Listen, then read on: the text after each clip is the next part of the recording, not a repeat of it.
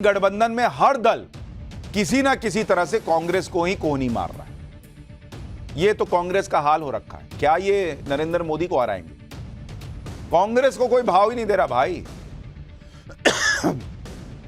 दरअसल कांग्रेस इस रणनीति पर इसलिए चल रही है कि वो उन राज्यों में ज्यादा से ज्यादा सीटों पर लड़े जहां लड़ाई क्षेत्रीय दलों और बीजेपी के बीच, क्योंकि कांग्रेस ये जानती है कि बीजेपी के साथ सीधी फाइट वो बहुत पीछे। और मैं आपको ये बताता हूं, जो ममता बनर्जी भी कह रही है ना कि भाई कांग्रेस अपना बीजेपी से अकेले अकेले दो दो हाथ कर ले, कांग्रेस वर्सेस बीजेपी, ये जो सीधी फाइट होती है उसमें क्या होता है, सीधी टक्कर वाली सीटों का आपको हिसाब बताता हूं, जहां कांग्रेस और बीजेपी सीधे सीधे बाइपोलर मुकाबला है। 2019 में क्या हुआ था?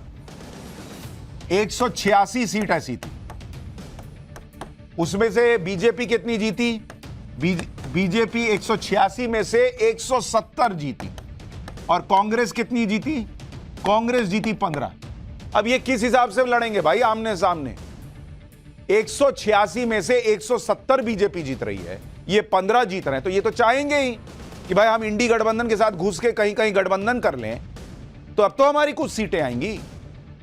क्योंकि 2014 में इसी हिसाब से आप देखिएगा तो क्या हुआ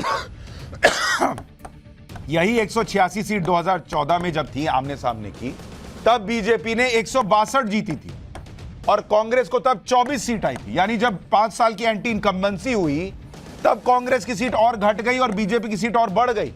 अभी राम मंदिर है, मोदी लहर और तेज हो गई है, कहां कांग्रेस बचेगी बॉस? तो ये इसीलिए क्षेत्रीय दलों के कंधे पे चढ़ना चाहते हैं और इसीलिए सोच रहे हैं कि भाई हम कुछ वहां पे कर लेंगे तो हमारा काम हो जाएगा।